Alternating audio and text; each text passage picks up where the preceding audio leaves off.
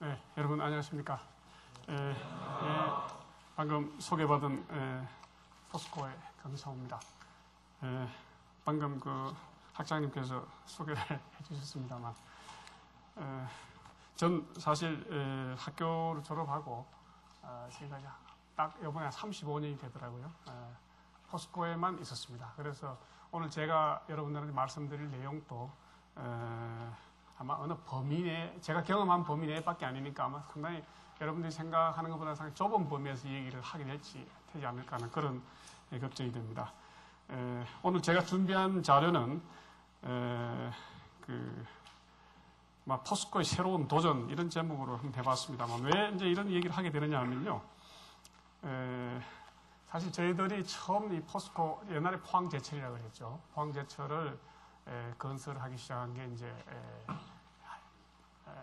한 35년 전쯤 됩니다만 그때만 해도 이제 우리나라에서 과연 일관 제철소가 건설해서 운영하는 게 성공할 수 있을 것인가에 대한 많은 회의가 있었습니다. 그때만 해도.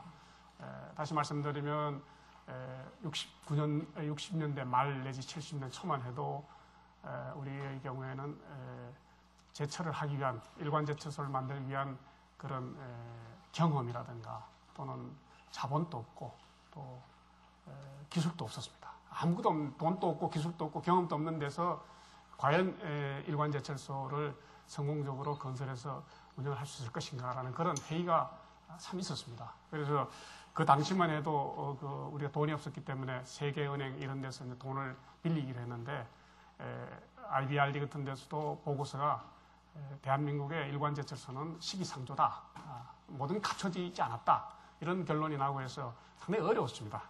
그리고 그 당시만 해도 많은 국가들이 그 당시에 개발도상 국가들, 제가 기억하기로는 필리핀이나 터키, 아르헨틴 이런 나라들이 전부 다 일관 제철소를 시도했는데 대충 다 실패했습니다.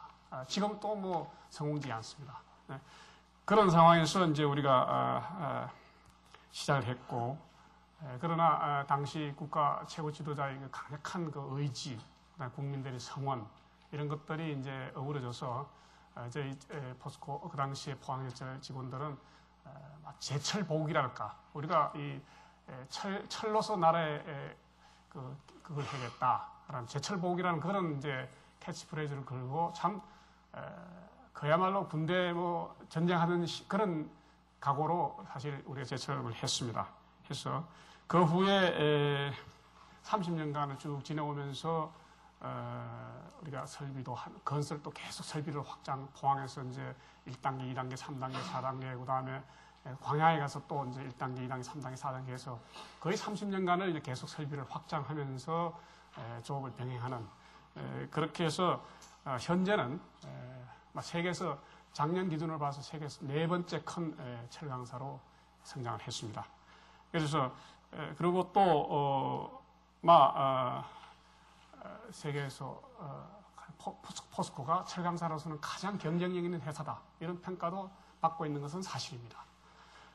그럼에도 불구하고 최근에 2000년 대충 저희들이 볼 때 한 2000년 전으로 해서 이 철강산업의 그 세계 글로벌 환경이 상당히 바뀌고 있습니다. 상당히 바뀌고 있고 또 저희 회사도 이제 오랜 그 정부 투자 기업에서 민영화가 이제 몇 년 전에 됐고 해서 이런 변화들이 앞으로 저희 회사가 그 변화에 우리가 회사가 어떻게 대처를 하면서 해나가야 될 거냐 하는 이런 큰 숙제를 지금 안고 있습니다. 그래서 저도 이 제목을 재도전하는 거는 옛날에 한번 도전해가 성공했고 이제 새로운 환경에 우리가 어떻게 또 적응해 나갈 것인가라는 그런 측면에서 오늘 제가 말씀 좀 드리고자 합니다. 우선 여러분들 학생들 같이 모였으니까 저희 회사 소개를 좀 간단히 드리고 그러면 철강산업의 글로벌 환경이 어떻게 변하고 있느냐 거기에 대해서 포스코는 어떤 대책을 세우고 있느냐 하는 순서로 제가 보고 좀 말씀을 드리겠습니다. 우선 저희 회사의 개항을 보면 여기 나옵니다만 68년도에 창립이 됐습니다. 그래가지고 실제 이제 제철소 건설이 시작된 것은 70년도부터 시작해서 한 13년간에 걸쳐서 포항제철소를 건설했습니다. 지금 능력은 연간 한 1,300만 톤 정도 되는 규모입니다. 1,300만 톤이라는 숫자는 세계에서 이 단일 제철소로서는 두 번째 큰 규모입니다. 그리고 포항 제철소 건설 끝내고 바로 85년부터 광양만에 있는 광양제철소를 건설해서 7년 만에 광양제철소를 4단계에 걸쳐서 건설을 끝냈습니다. 설비 능력이 한 1,700만 톤.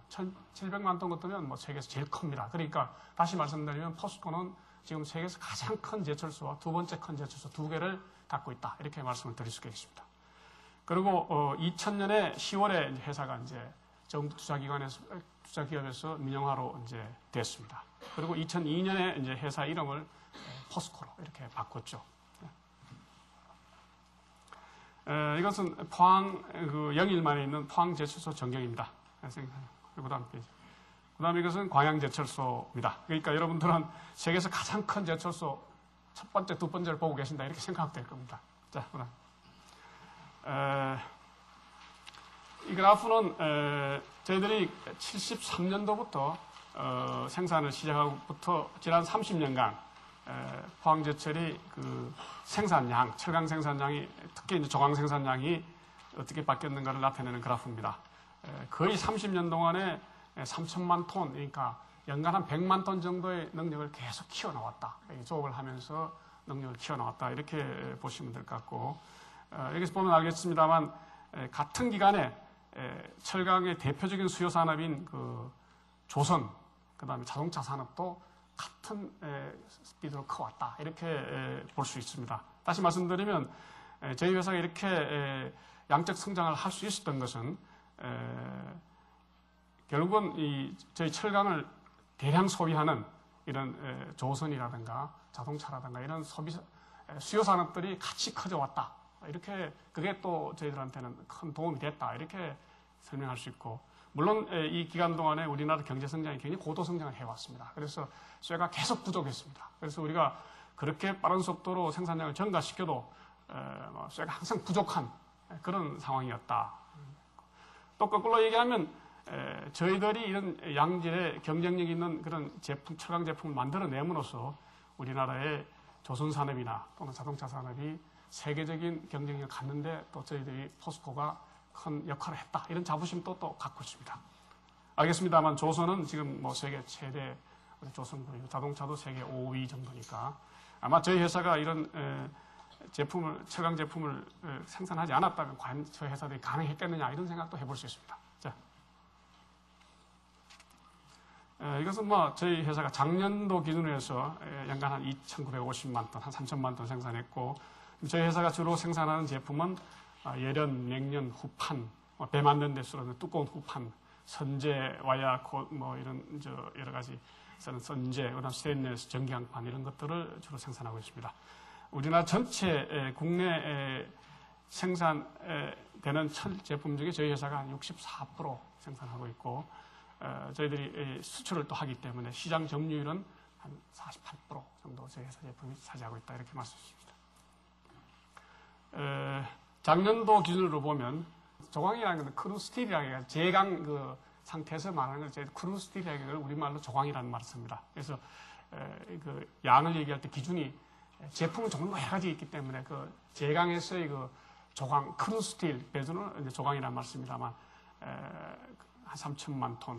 그 다음에 그 중에 수출을 한 26%, 제품의 한 4분의 1을 좀 수출을 하고 있다 이렇게 생각하면 될 것 같고, 매출액은 작년에 한 21조 정도가 됐고, 세후 순이익은 한 4조, 영업이익도 27%. 상당히 철강 기업으로서는 세계적으로 경영이 상당히 좋은, 경영이 좋은 그런 나타냅니다. 자, 조금 자랑을 하면 이제 저희 회사에 대해서 이제 외부에서 어떤 평가를 받느냐 하면 저희들 한국경제연합회 하고 서울신문이 주는 그 가장 존경받는 기업 대상으로 저희들이 작년, 금년 연속 선정이 됐고, 세계적인 철강 전문 기관인 월드 스틸 다이내믹스에서는 세계에서 가장 경쟁력이 있는 철강사다 이렇게 저희들을 평하고 있고, 포춘지도 세계에서 가장 존경받을 만한 회사다 이렇게 평을 받고 있고, 비즈니스 위크지에도 이진스위크지는 그 웹을 잘 쓰는 그 IT 기술을 잘 쓰는 세계 50대 기업 중에 저희들을 잡았습니다. 다시 말씀드리면 어떻게 보면 철강 산업이라는 게 순전히 꿀뚝 산업의 대명사인데 또 세계에서 가장 이 IT 기술을 잘 활용하는 회사로 저희들이 평가를 받고 있습니다. 그러면 아까 말씀드렸듯이 이제 우리의 그 글로벌 환경, 다시 말해 철강 환경이 어떻게 바뀌고 있느냐. 대충 한 2000년대 전후에 되면서 이제 큰 경향이 세 가지가 있는 것 같습니다. 하나는 이제 그 철강 회사들이 선진이라면 주로 저희들이 생각하는 유럽이라든가 미국이라든가 일본, 를 우리가 일단 선진이라고 우리보다 먼저 이제 철강을 시작한 나라들이니까 선진이라고 얘기합니다만, 거기에 있는 철강사들이 이제 자꾸 통합을 합니다. 옛날에는 막 흩어졌던 조그만 회사들이 계속 통합을 컨솔리데이션 합니다. 하고 그 통합이 이제는 어떤 지역 간의 통합이 어느 한 국가 내에서나 어떤 지역 내에서가 아니고 이제 세계적인 통합을 해나간다. 글로벌리제이션이라고 합니까? 이것들이 일어나고 있다. 이게 하나 큰 지금까지 철강 역사상에 없던 그런 현상이고, 또 하나는 이제 역시 중국 철강 산업이 지금 엄청나게 성장을 하고 있습니다. 이건 뭐 세계가 전부 주목할 만한 그런 현상이고, 세 번째는 이제 그 철강에서 사용되는 원료들, 주로 철광석이라든가 석탄이나 이런 겁니다만, 이런 원료들이 옛날에는 사실 그 원료를 확보하는 데 별로 어려움이 없었습니다. 오히려 항상 우리가 살 때는 우리가 소위 말해서 바이어스 마케트가 돼가지고 항상 우리가 유리한 입장에서 사고 했는데, 이게 최근에 이제 중국 철강산업 급성장하고도 관련이 됩니다만, 그 원료 사기가 상당히 어렵게 되어 있습니다. 이건 뭐 비단 철강뿐만 아닙니다만 철강이 특히 심합니다. 다시 말씀드리면 광산 회사들이 그것도 통합을 합니다. M&A를 자꾸 해가지고 이전 세계 전체 무역량, 다시 말씀드리면 철광석 해상 무역량이 연간 한 7억 톤 되는데 그 중에 한 4분의 3을 세 회사가 딱 독점을 하고 있습니다. 그 세 회사가 광석값을 좌지우지합니다. 그 다음에는 또 철강사들이 옛날에는 자기 철강 설비만 투자했는데 이제는 원료까지도 확보하는, 다시 말하면 철강사가 원료 광산까지를 자꾸 소유하는 그런 방향으로 자꾸 이제 우리 경쟁사들이 가고 있습니다. 그리고 또 주로 이 철강 원료라는 게 이제 개발도상국이나 또는 미개발국에 많은데, 이런 나라들이 이제는 이거 자원을 이제 굉장히 하나의 자원화하려고 이제 무기화하려고 하는, 다시 말씀드리면 자원 내셔널리즘이라든가 자원 민족주의라든가 이런 경향을 띠고 있습니다. 다시 말씀드리면 철광석이 싸니까 그렇게 싸게 안 팔고 이걸 가공해서 좀 비싸게 팔아보겠다. 그리고 꼭 이걸 사고 싶으면 공장을 자기 나라에 와서 지어라. 이런 식으로 하면서 이제는 그냥 자연 상태의 천연 상태의 원료를 그냥 안 팔고 자기들이 가공해서 부가가치를 굉장히 높인다든가, 안 그러면 가공회사를 유치를 해서 자기들이 하겠다. 이런 현상들이 이제 나타나고, 이 세 가지 현상들은 과거에 없었던 겁니다. 철강 역사 한 300년 됩니다만 거의 없었던 현상인데, 이게 최근에 불과 한 4, 5년 전부터 이런 현상들이 나타나기 시작합니다. 그래서 이런 추세가 저희 회사로서는 저희 회사만 겪는 건 아니겠습니다만 이런 추세에 어떻게 대응해야 될 건가, 이런 문제가 하나 있고, 그 다음에 대내적으로는 이제 저희 회사가 오랜 정부 투자 기업에서 민영화가 됐습니다. 민영화가 되면서 어떻게 회사를 관리해 나가야 될 것인가, 이런 숙제들이 이제 저희들이 있습니다.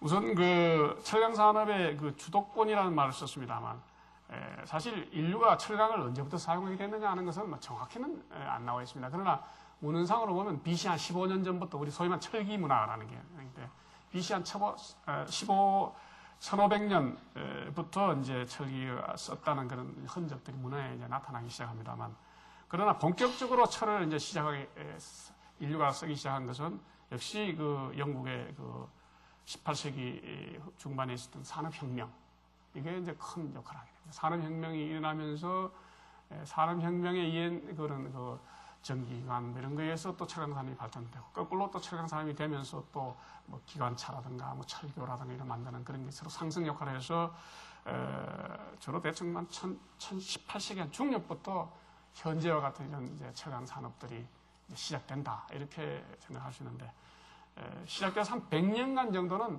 이 철강 산업의 중심이 역시 영국을 중심으로 하는 유럽이 되는 것 같습니다. 그러다가 그게 그 후에 1880년 그러니까 19세기 한 말쯤 돼서 후반에 가서 미국으로 저 중심지가 올라갑니다. 여러분 들으셨겠지만 유명한 카네기 제강, 철강 뭐 이런 것들이 카네기 철강이 이제 1880년에 회사가 설립이 됩니다. 그러니까 그러면서 철강 산업이라는 게 중심이 이제 미국으로 옮겨가는 것 같습니다. 그래서 그 후에 이제 미국은 또 유명한 UST라고 유명한 이제 그 일관 제철소가 처음 세는 것도 1901년 그러니까 100년 전입니다만 그때 이제 일관 제철소라는 형태로 제철소가 미국에 서면서 철강 산업이 계속 기술이 이제 개발되고 산업의 중심지가 미국이 특히 그 5대5 중심의 그 지역 여러분 아시다 피츠버그라든가 이런 데는 뭐 철강의 중심지죠. 그래서 한 50년, 1950년대에 이제 아마 미국이 철강 산업의 전성기를 이루는 것 같습니다. 저희들이 대학 들어간 게 60년대 초에 들어갔는데, 그러니까 그때는 뭐, 전 대학에서 금속공학을 그 당시에 공부를 했습니다만, 그때만 해도 뭐, 미국의 USD라는 회사가 사내에 쓰는 그런 직무 교재, 그게 뭐, 세계적으로 철강하는 사람이 한 바이블이 됐으니까. 그리고 모든 철강의 중심은 미국이었습니다. 그럼 모든 기술은 거기서 나오고, 뭐 이런 게 미국이었습니다. 그러던 게 1960년대보다 미국이 한 80년 정도 이제 철강 산업 주도하다가 그 후에 미국의 그 기업가들이 철강에 대한 투자를 소홀히 하고 또 연구를 이제 50년대 이후부터 조금 소홀히 하는 것 같습니다. 60년대 들어오면서 소홀하면서 철강 산업의 중심이 일본으로 넘어갑니다.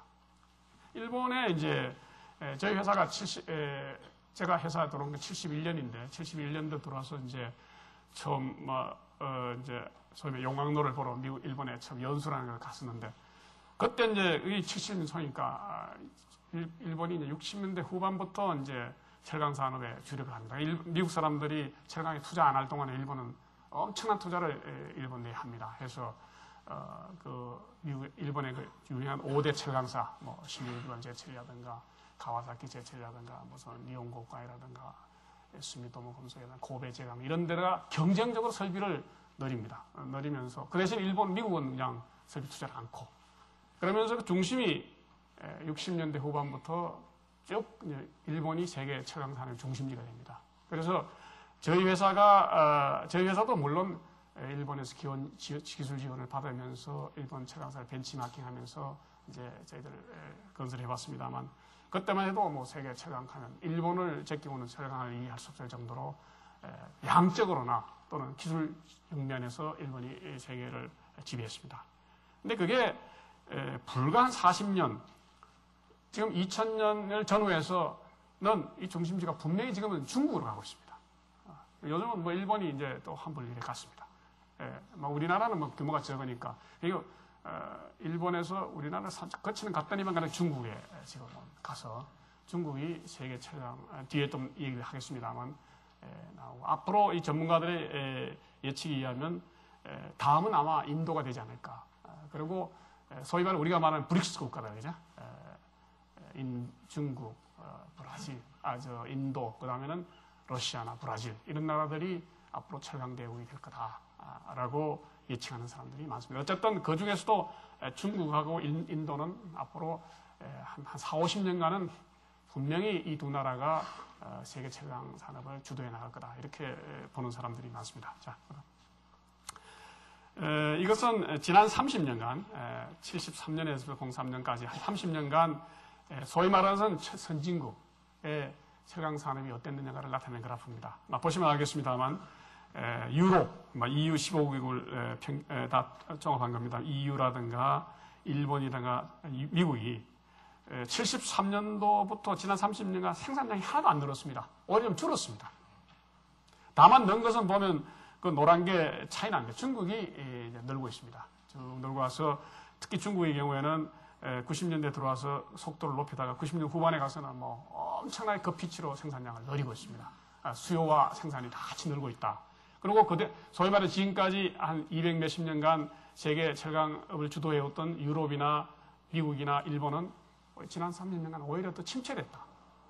그래서 철강 산업은 이 선진국의 그 수요 침체, 그다음에 설비 과잉 이것 때문에 지난 30년간 굉장히 고전했다라고 합니다. 그래서 철강 산업을 하나의 사양 산업이다 할 정도로 이 선진국에서는 철강이 고전을 했습니다. 같은 기간에 저희 회사는 또 상당히 잘 아까 말씀드렸듯이 30년간 쭉 커왔습니다만 같은 30년 동안에 선진 국가들은 전부 다 굉장히 고전하는 그런 산업 분야가 됐다는 걸 알 수 있습니다. 예. 그래서 아까 말씀드렸듯이 이런 오랜 동안의 그 어려움을 선진 철강사들이 겪으면서 그 어려움을 탈출하는 방법으로 그 사람이 택한 것이 바로 철강사들 간의 통합입니다. 통합과 더 나아가서 글로벌화하는 그런 현상을 나타내고 있습니다. 우선 1997년 유럽을 먼저 보면요. 97년 같은 뭐 그렇게 오래된 건 아닙니다.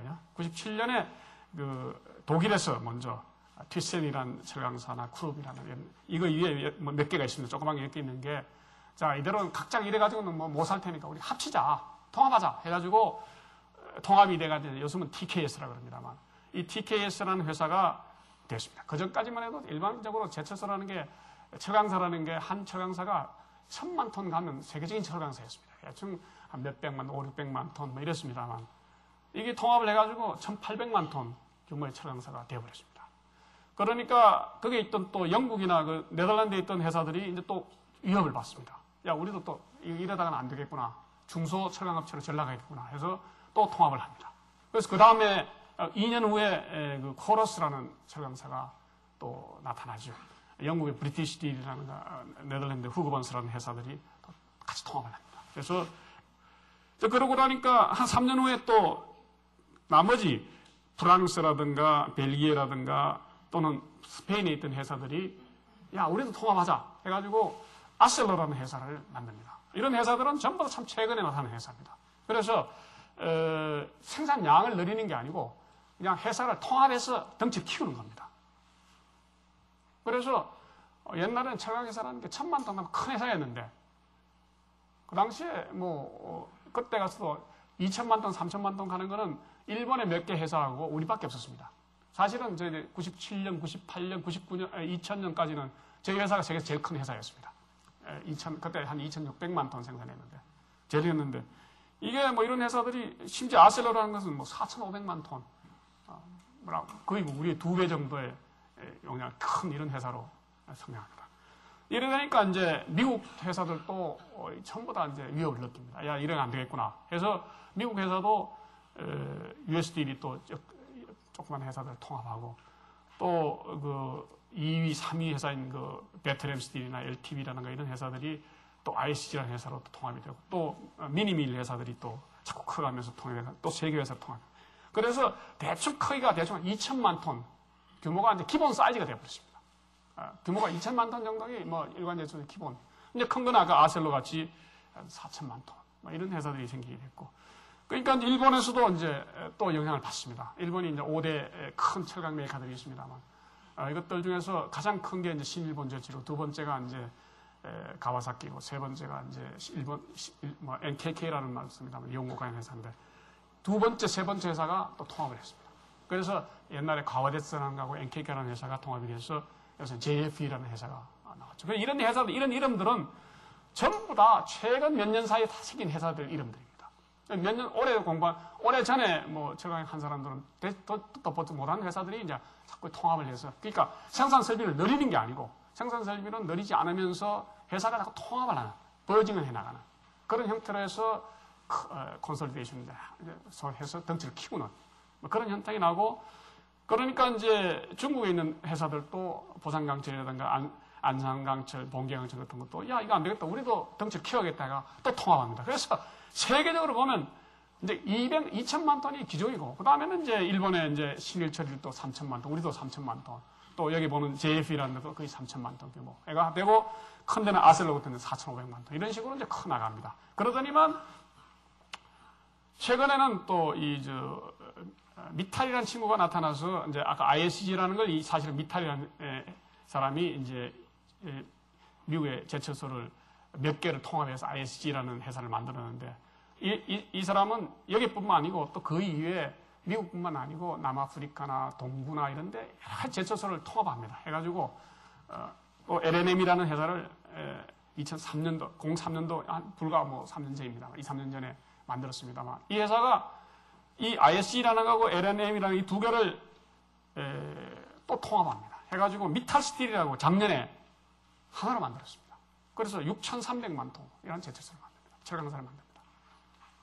그래서 이제는 이게 동체를 얼마나 키워나갈지 아무도 예상을 못할 만큼 키우는데, 이 미탈스틸이라는 회사는 그 회장 이름이 미탈입니다. 미스터 미탈입니다만, 이 미탈이라는 사람이 금년 초에 와서 어떤 선언을 하느냐 하면, 그 세계 제2위인 그 아셀로, 4,500만짜리 아셀로를 내가 적대적 M&A 하겠다. 이렇게 선언을 합니다. 다시 말씀드리면, 세계 제일 큰 회사가 두 번째 큰 회사를 통합하겠다고 공개 선언을 합니다. 내가 사겠다. 그래가 지금 철강계가 왕치 지금 완전히 뒤집어졌습니다. 뒤집어지면서 그 덕분에 요즘 저희 회사 주식도 많이 올라갑니다. 이게 전부 다 M&A의 이제 그 위기에 노출되어 있는 겁니다. 다시 말씀드리면, 옛날에는 이 철강 산업이라는 것이 한 나라의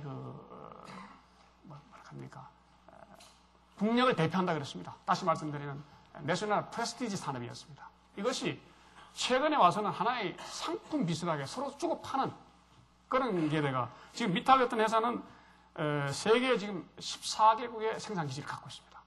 그래서 이제는 철강 산업이 어느 한 나라에 속해 있는 게 아니고, 그냥 세계 전체 생산 기지를 두고 다니면서 글로벌 경영을 해나가는 이런 형태로 이게 바뀌어 나갑니다. 근데 이렇게 바뀌어 나가면 이제 저희들한테 어떤 영향이 있느냐 하는 게 문제인데요.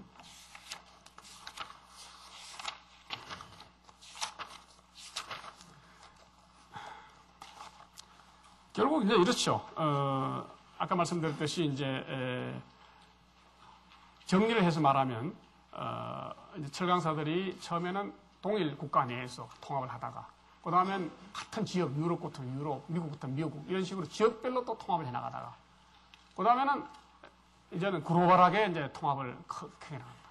규모도 옛날에 한 500만 톤, 600만 톤인 게 이제 통합을 해 나가던 게 이제 2천만 톤, 그 다음 4천만 톤, 6천만 톤, 이제 만일 미탈이 이번에 이제 아셀로라는 회사를 통합을, 요새 신문에 많이 떠들었습니다. 여러분들은 관심이 없어서 안 봤을 겁니다만, 세계신문이 굉장히 떠들었습니다만, 아직도 결론이 안 났습니다. 아마 내달 초에 결론이 날 것 같은데, 이게 되면 이제 1억 톤짜리, 1억 톤 규모의 철강사들이, 이제 대형 철강사들이 이제 나타나게 됩니다. 이렇게 되면, 이걸 왜 포스코가 그럼 걱정을 하느냐? 당연히 걱정해야 됩니다. 지금까지 포스코가 경쟁력을 가진 가장 큰 이유 중에 하나는 덩치, 규모의 경쟁이었습니다. 규모의 경쟁이었는데, 이제는 3천만 톤 가지고 명함을 못 내는 그런 시대가 와버렸습니다. 이게 통합을 하면 어떤 면적이 있느냐면, 통합을 한다는 것은 시장을 다 점령한다는 얘기입니다. 이 세계 시장의 시장 지배력을 다 갖게 됩니다. 그리고 쓰는 양이 많기 때문에 예를 들어 원료 같은 거 살 때도 굉장히 협상력이 높아집니다. 역시 대량으로 구매하니까 거기에 하는 때는 유리하죠. 아무래도. 그 다음에 시장의 수급 조정을 합니다. 자기들이 생산을 많이 하기 때문에 자기들 갖고 있는 설비 중 일부는 생산량을 감소하고, 시장이 물건이 넘친다 그러면 자기들이 조정할 수 있는 기능을 갖고 있습니다. 그래서 이제 시장 지배력을 키운다는 겁니다.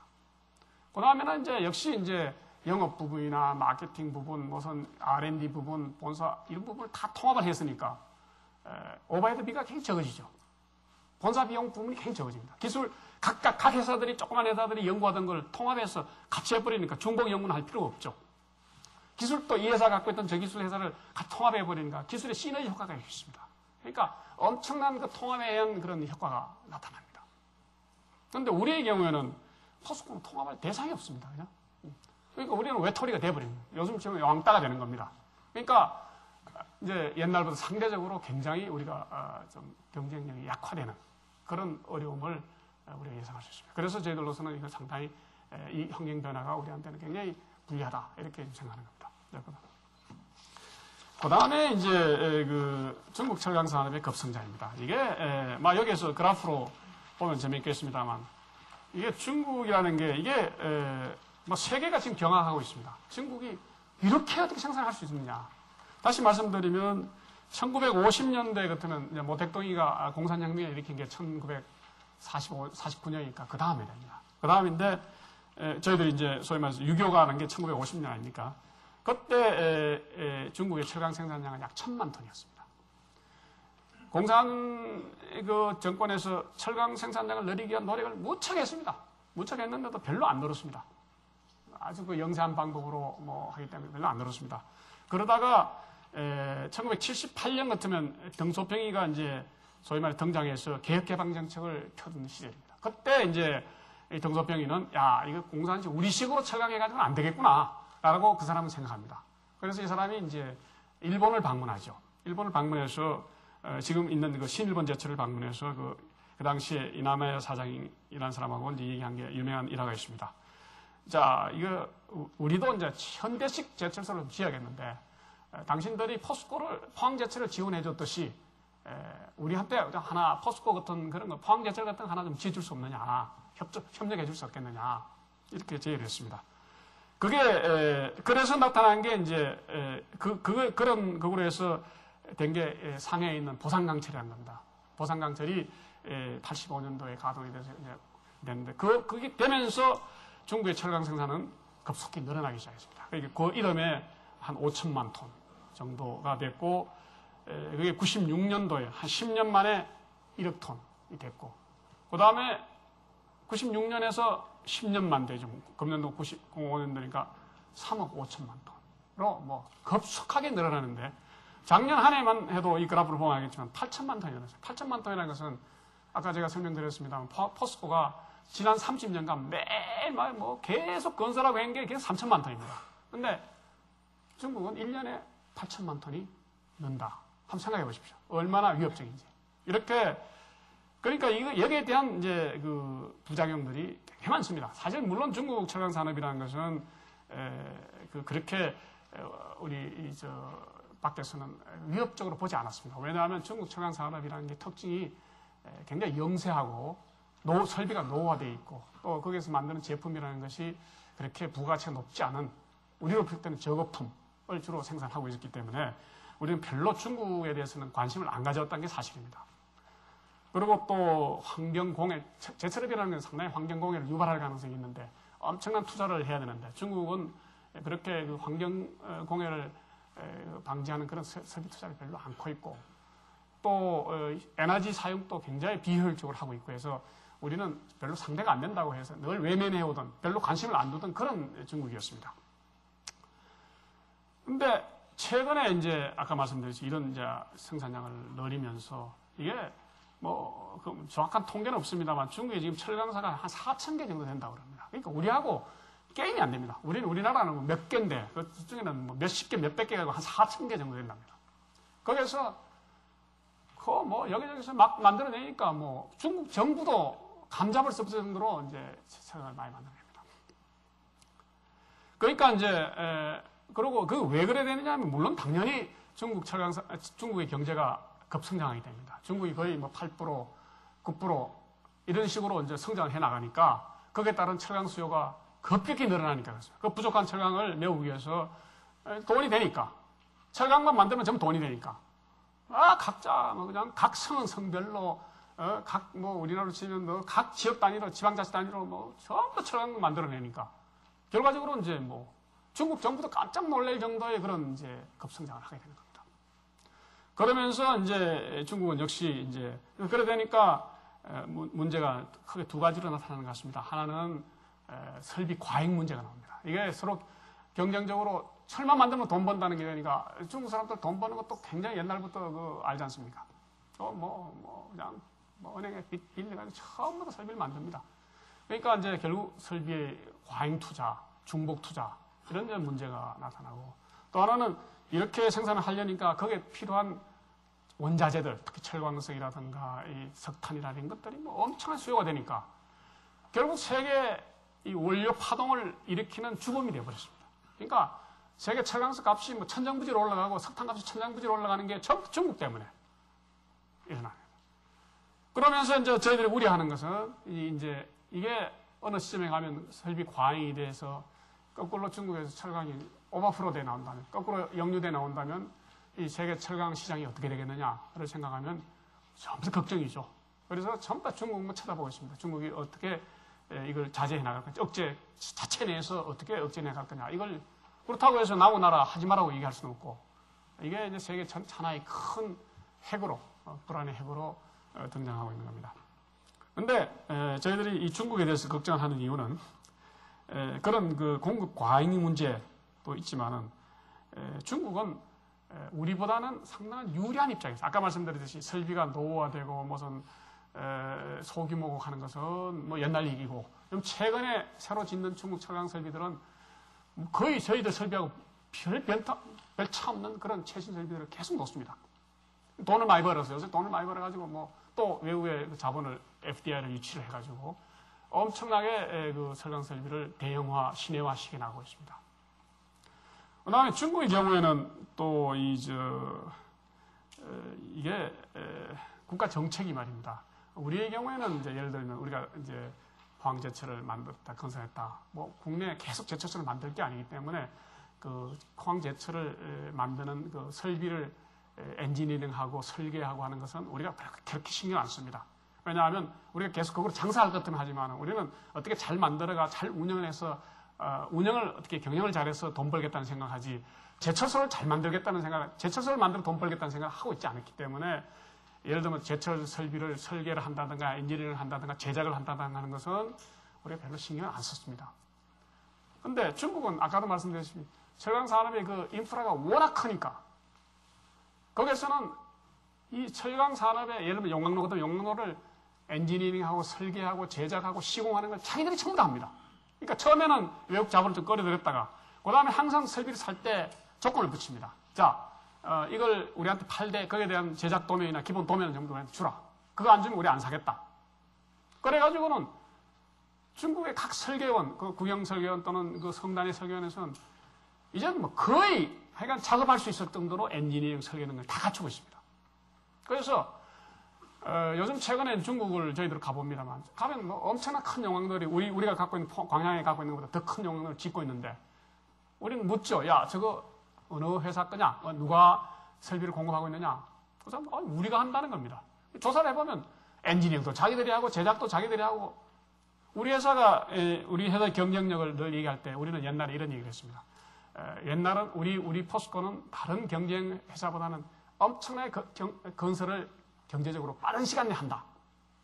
그걸 자랑을 했습니다. 우리는 공기를 딱 설정하면 반드시 그 공기 내에 설비를 준공하는 그런 전통을 가졌다고 우리 회사는 늘 그걸 자랑으로 생각했습니다.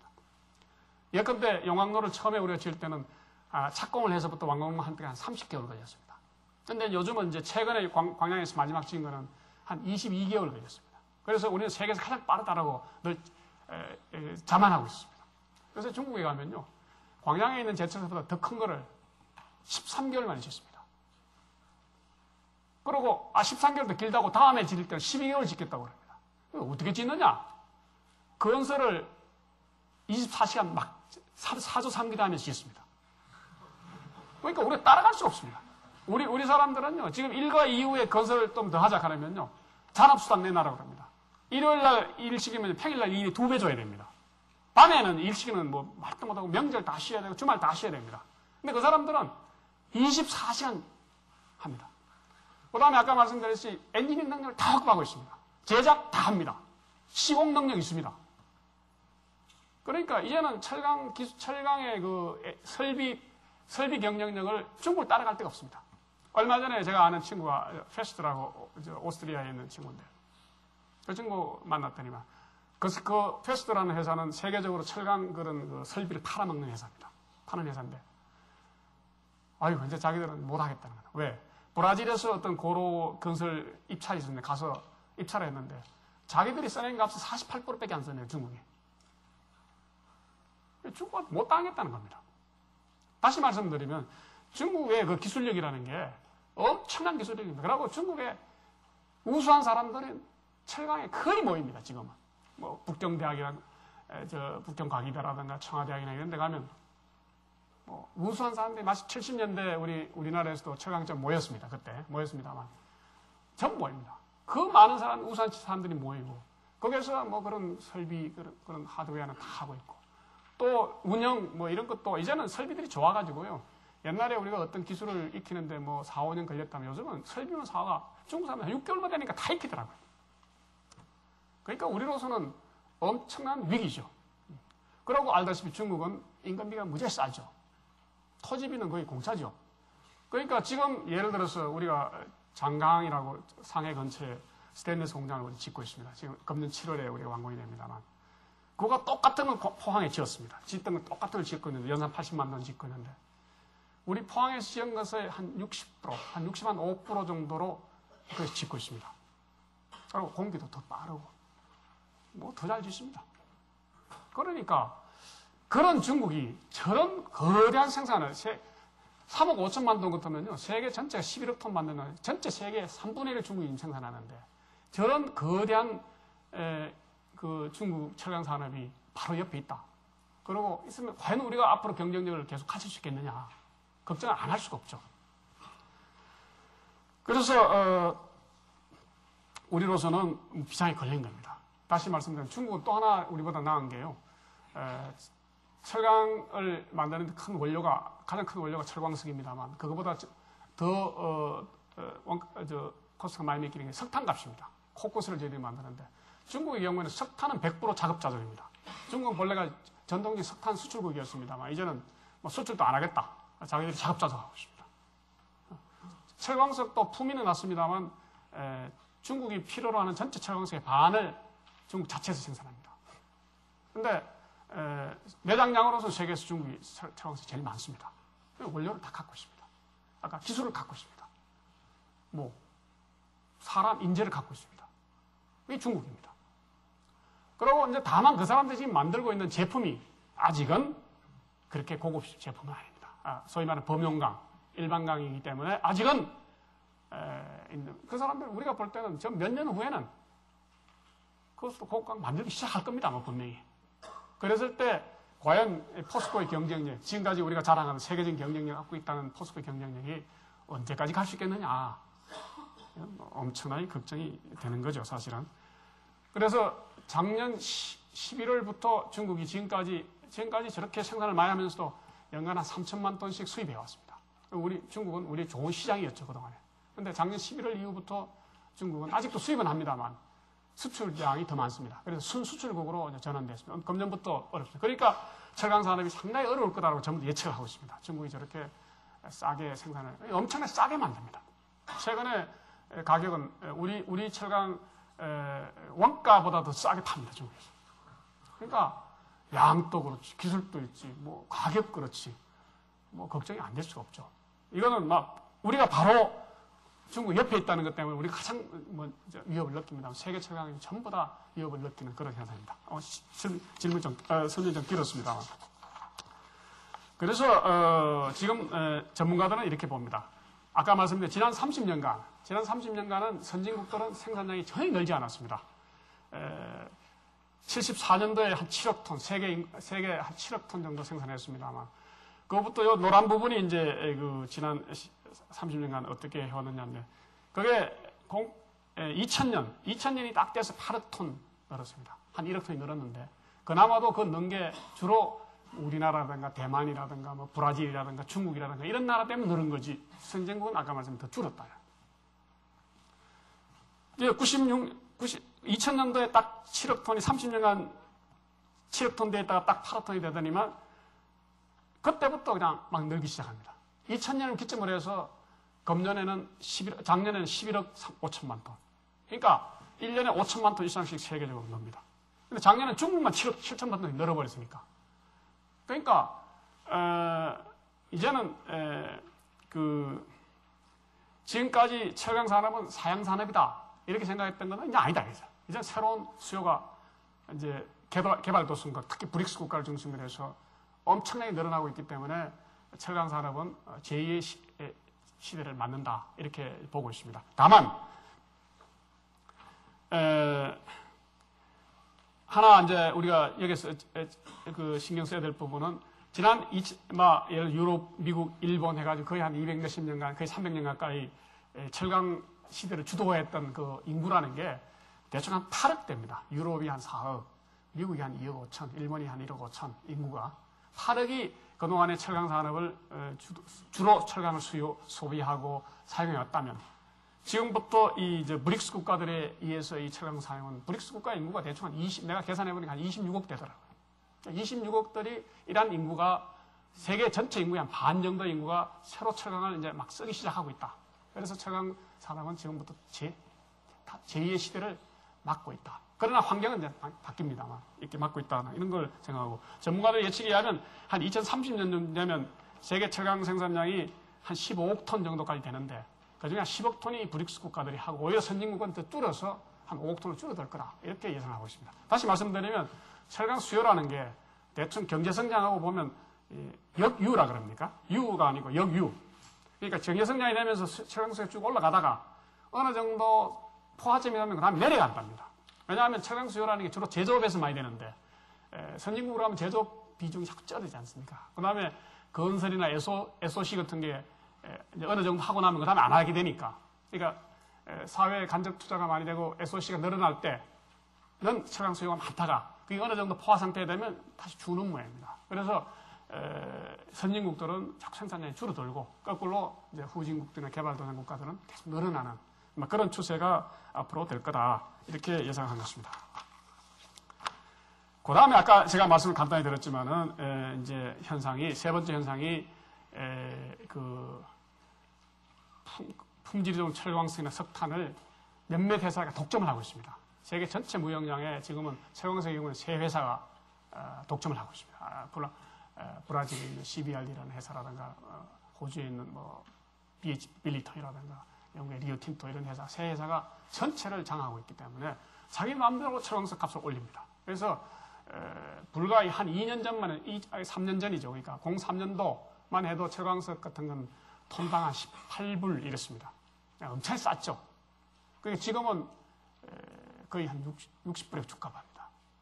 주가하고 석탄도 한 평균 한 50불 하던 게 지금 한 120불. 석탄도 뭐 몇몇 회사가 광석을 딱 익혀지고 있습니다. 그 다음에 이제 일부 철강사들이 아까도 얘기했습니다만 이제 이래 되니까 철광산을 보유한 철강사들이 자꾸 많이 생기게 됩니다.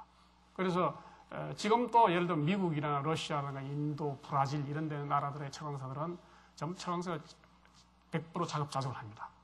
철강석을 남은 나라에 의존하는 나라라는 게 뻔합니다.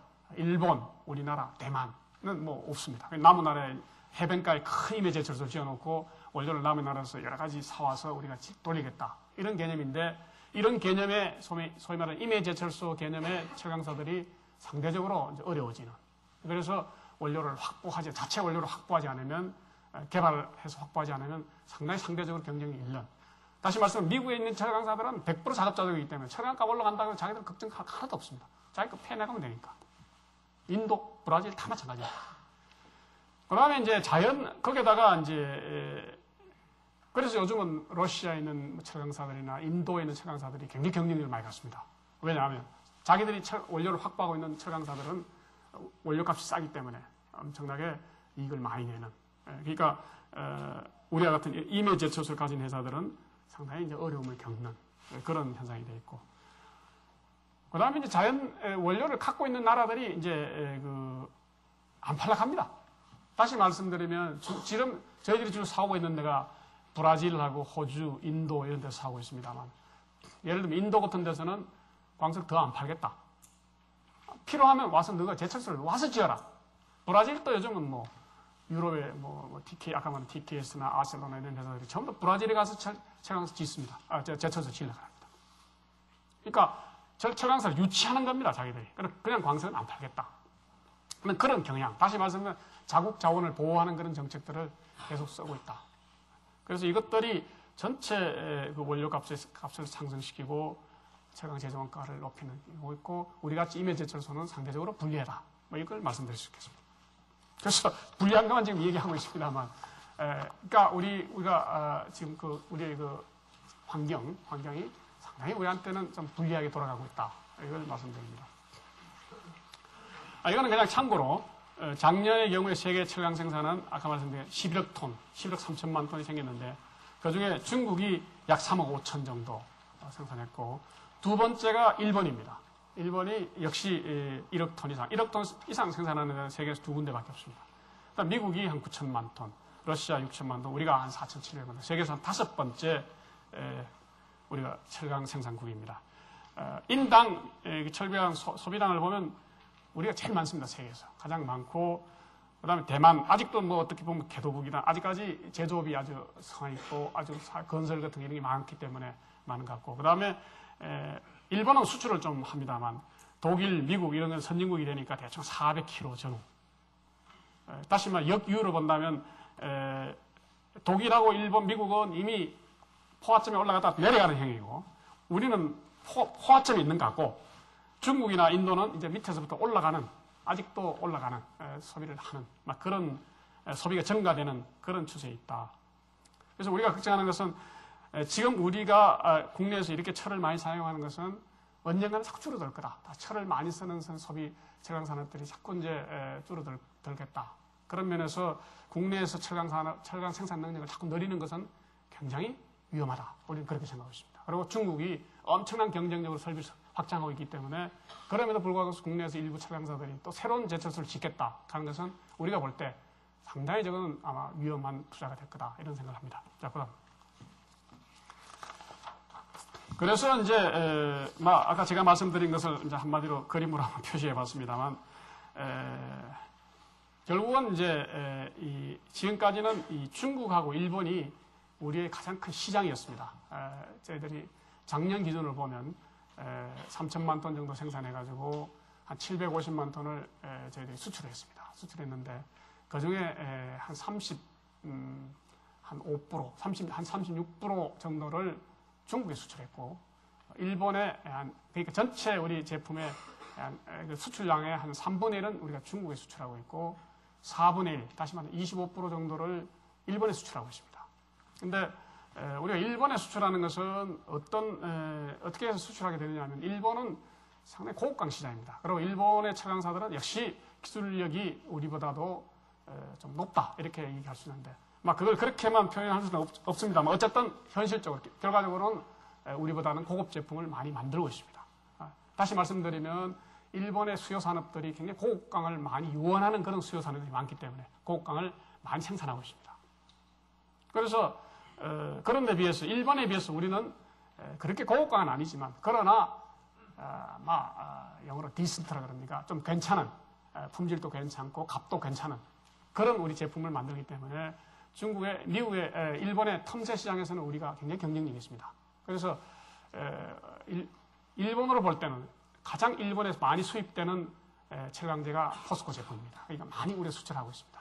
가격도 경쟁력이 있으면서도 품질도 괜찮다. 그러나 고급강 범위는 아니지만 중급 정도의 우리 제품이 많이 팔리고 있습니다. 중국의 경우에는 우리가 많이 파는 것은 역시 중국에도 많은 그 산업들이 새로운 산업들이 일어나면서 중국의 철강 수요가 굉장히 많지만 그 중에는 대부분은 범용강이지만은 거기도 고급 수요가 있습니다. 중국 워낙 큰 나라니까. 그러니까 그 중국의 고급 수요.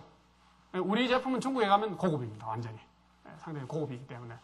중국에 가면 또 가격도 일본에 비해서 괜찮고 또 자기 나라 국내에서 만들지 못하는 고급 제품이 나간다. 이렇게 봅니다. 그래서 중국과 일본은 우리의 가장 큰 시장입니다. 다시 말해서 우리 제품의 전체 수출량의 한 3분의 1은 일본. 얼마 전까지만, 재작년까지만 우리가 40%를 중국에 수출했습니다. 그리고 가장 이익을 많이 내는 데가 우리 중국이었습니다. 다시 말씀드리면 중국은 우리의 가장 좋은 시장이었습니다.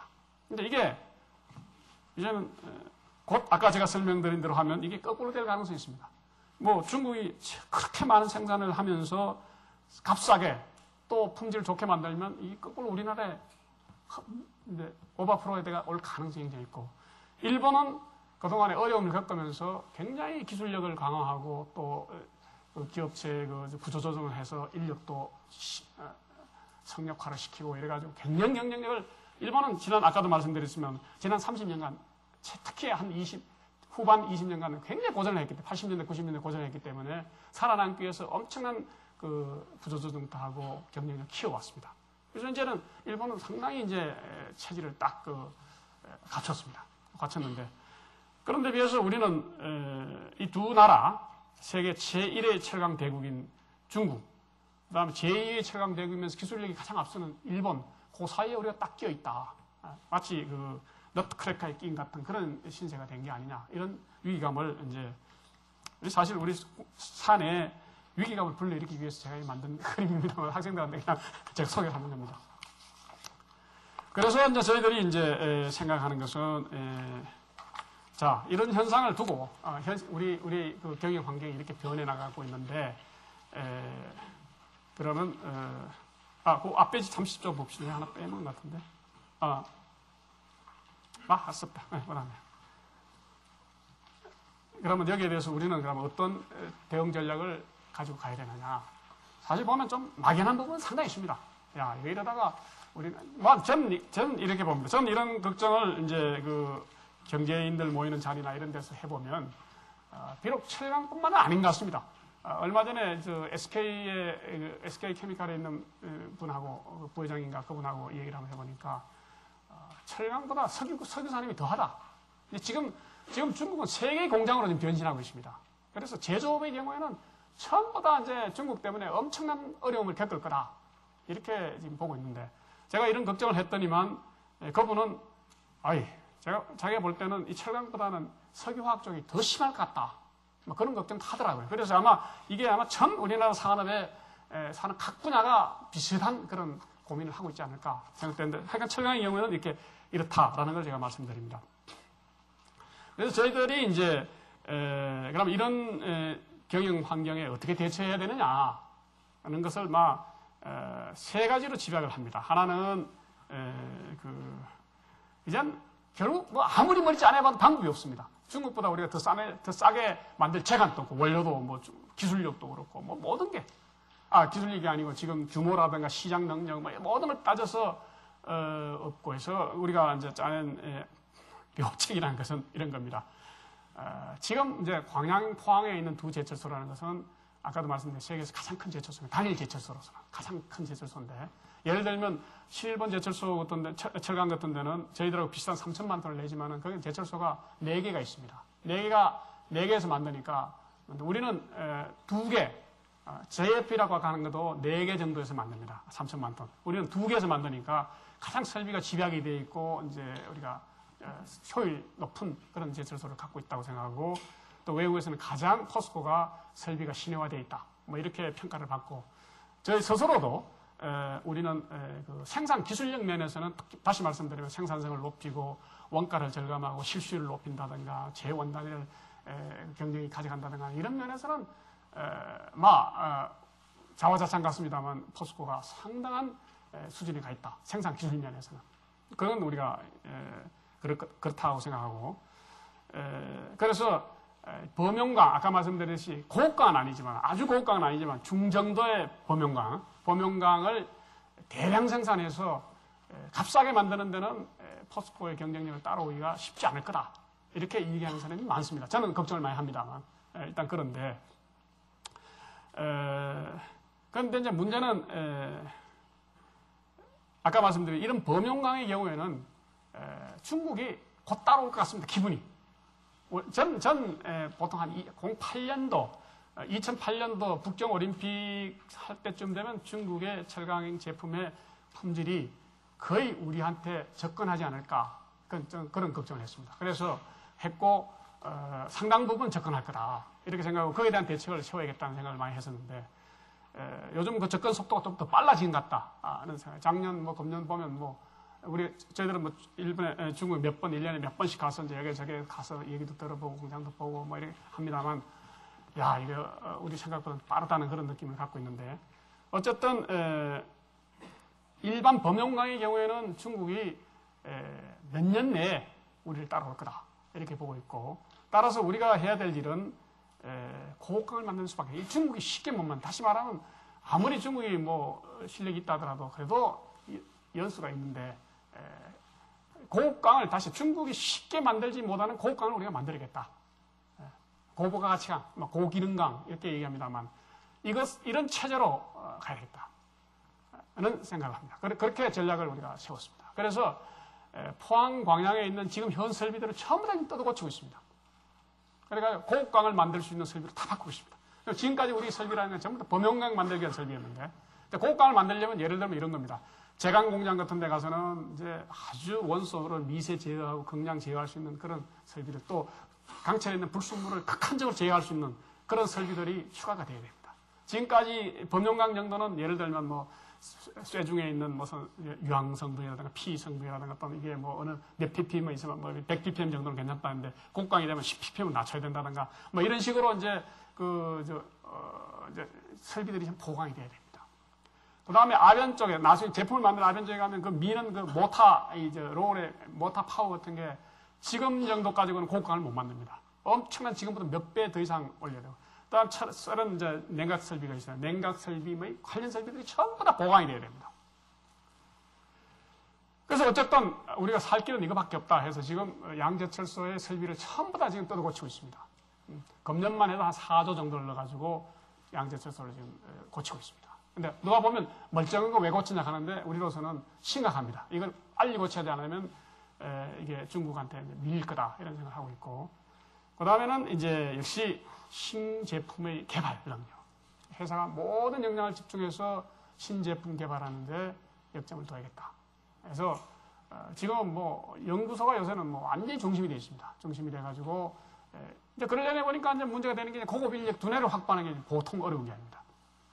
그러나 회사는 어떤 난관을 붙더라도 이거 안 하면 살 수 없다고 생각하니까 연구소의 기능을 높이고 거기에 엄청난 돈을 지금 넣고 있습니다. 넣어서 신제품을 개발을 하고 있고, 그 다음에는 이제 결국은 기술의 차별화입니다. 중국이 모방할 수 없는 새로운 고유 기술, 원천 기술 이런 것들을 우리가 가져야 되겠다. 그리고 그거에 의한 새로운 공정 이런 것들을 우리가 개발하지 않으면 문제는 몰려올 것 같지만 하여간 버티는 데까지는 하여간 그런 걸 버티는 수밖에 없다. 그건 옛날 유럽이나 미국도 마찬가지였습니다. 그러나 그런 위기감을 갖고 있지만 또 우리가 열심히 하면 충분히 또 틈새 시장이 있다. 우리는 우리대로 고급 제품을 만들어서 고급 수요가 될 확보하는 그런 전략으로 나갈 수밖에 없는 거다. 그래서 회사가 이제 우리가 그런 연구, 새로운 혁신 제철 기술 공정 같은 거를 개발하고 싶다. 이게 되면 예를 들면 아무리 지금 용광로강부를 해봤자 경쟁이 못 따라온다든가 이런. 그 다음에 중국이 쉽게 만들 수 없는 그런 새로운 제품들을 우리가 만들어서 고급 수요가들을 우리가 노리겠다. 그래서 우리 포항, 광양, 양재철소는 완전 고급강 체제로 전환해야겠다. 그래서 거기에 따른 투자를 지금 하고자 하는 겁니다.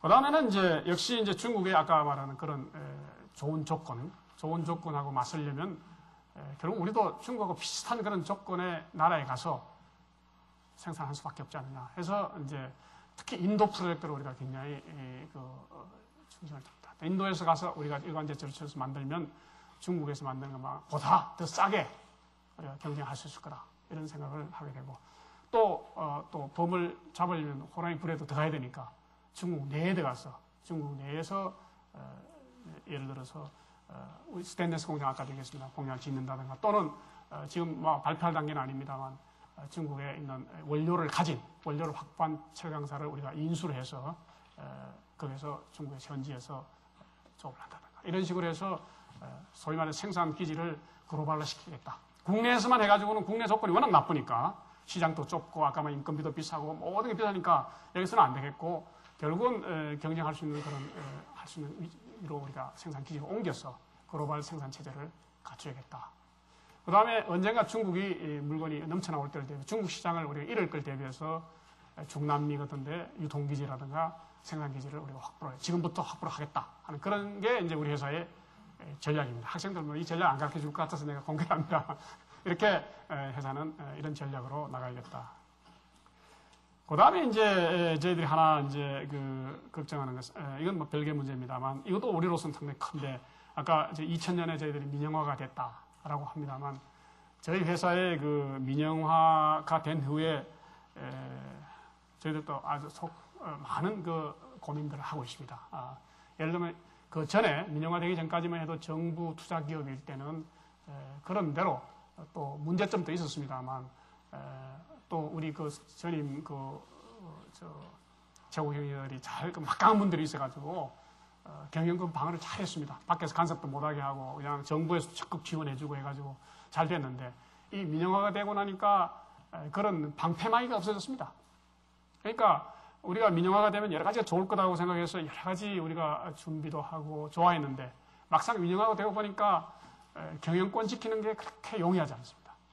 회사에 대한 비판 세력도 많고 우리를 늘 주시하고 있는 것 같아서 이걸 어떻게 이런 시각을 포스코가 그러니까 다시 말씀드리면 우리 회사는 민영화가 됐지만은 일반 국민들이나 투자가나 이런 분들은 또는 거래자들은 포스코는 지금부터 민간회사라고 생각 안 하는 것 같아요. 국민기업이다. 공기업이다. 국민기업이라는 건 개념이 없습니다. 근데 다시 말씀드리면 딴 사람들은 좀 허튼 짓을 해도 가만히 있는데 포스코가 뭐 이상한 짓 하면 이건 뭐 왜 포스코 그러느냐. 다시 말씀드리면 자 국내 뭐 후판값이 비싸다. 물량이 모자란다. 그럼 포스코가 왜 가만 놔두느냐. 우리는 틀림없이 민간 그 기업인데 우리도 경쟁체제인데 예를 들어 포스코는 일방적으로 양보를 해야 된다는 식으로 우리 국민 정서가 그래서 저희들은 뭐 상당한 식자들하고 만나봐도 포스코에 대해서 그렇게 인식을 갖고 있습니다. 그러면서 또 저희들이 좀 모순되는 거는요.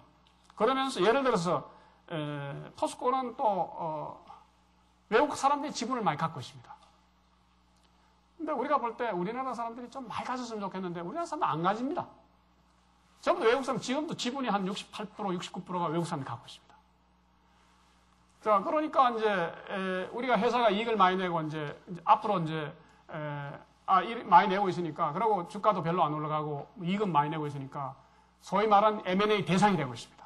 M&A를 하고 싶은 기업들이 포스코에 상당히 눈독을 들입니다. 아까 그 미탈스틸이 아셀로까지 먹으려고 했는데 가만히 보면 아셀로보다는 우리가 더 살이 통통 쪄 있을 겁니다.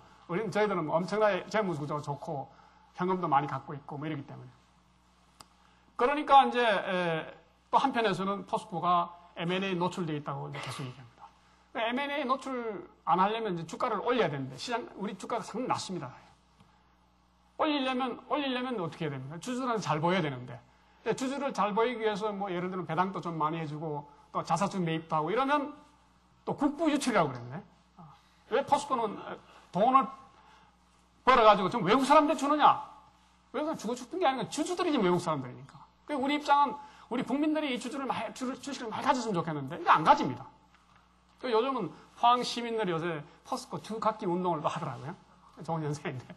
어쨌든 그러니까 저희들이 돈을 많이 벌고 경영이 잘 되니까 그런 이율배반적인 게 있습니다.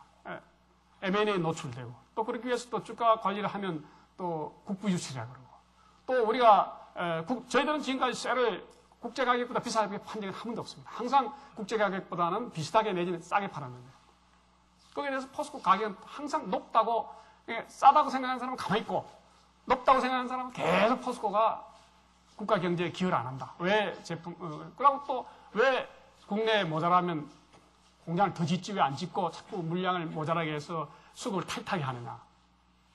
아까도 제가 설명했죠. 지금 짓게 돼 있는지 지금 지어 있는 것도 어떻게 줄여야 될까 지금 고민하고 있는데 예를 들면 일방적으로 포스코에 대해서는 그런 감정들을 갖고 있다. 이게 저희들로서는 상당히 괴롭습니다. 사실. 아직도 민영화가 법적으로 민영화가 됐지만 정서적으로 국민 정서적으로 아직도 민영화가 안 돼 있다라고 저희들은 생각하고 있고 그 다음에 또 저희들한테 하나 주는 시각이라는 게 저희 회사라는 게 알다시피 우리나라에서는 독특한 경영 구조를 갖고 있습니다.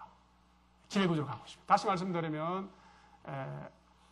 우리나라 기업이라는 게 대부분 다 재벌들, 다시 말하면 오너들이 회사를 갖고 있든지 안 그러면 정부 기업이지 두 가지 아닙니까? 우리 회사 같이 정부 기업도 아니고 또 그렇다고 해서 오너도 없는 우리 회사는 주식이 가장 많이 갖고 있는 사람들이 대충 주주가 대충 4%선 갖고 있습니다. 10대 주주 다 모아봤자 합해봤자 30%도 안 됩니다. 그러니까 굉장히 주식이 고루 분산되어 있습니다. 분산되어 있고 그나마도 또 아까도 말씀드렸듯이 한 70% 가까이가 외국 사람이 갖고 있고 그러니까 소위 말해 지배주주가 없죠. 주인이 없습니다. 그러니까 주인이 없는 회사라는 인식이 또 있습니다. 주인이 없다는 것은 거꾸로 말하면 다 주인 행사하고 싶어 합니다.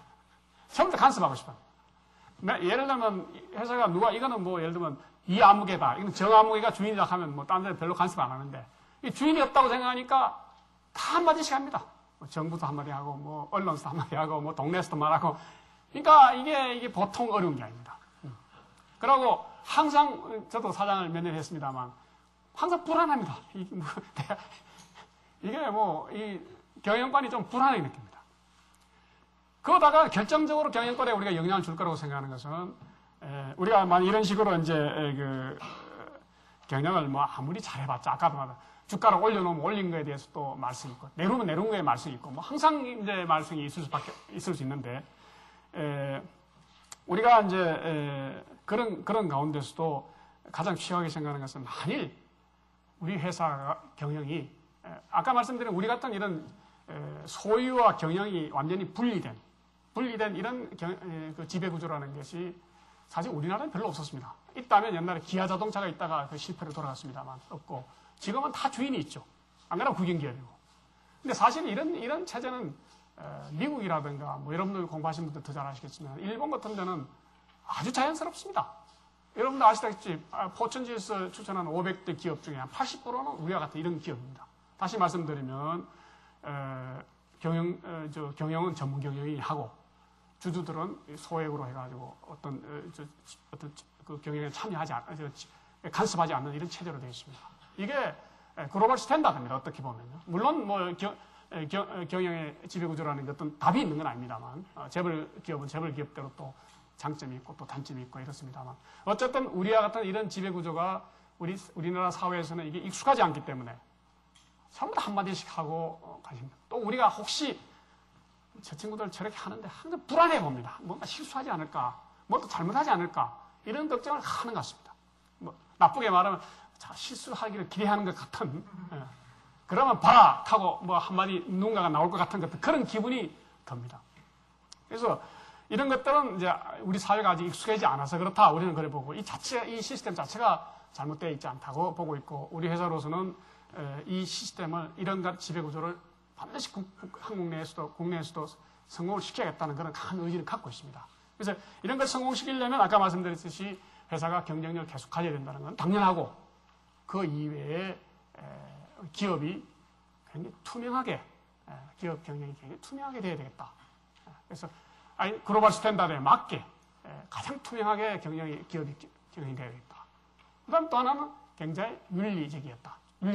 그 기업에 종사하는 모든 사람들도 도덕적으로 부패돼서는 안 되겠다. 그 두 개는 저희들이 볼 때는 그건 뭐 극약이라고 생각합니다. 포스코 임원들이 투명하지 못하다. 또는 포스코에서 윤리적으로 정당하지 못하다.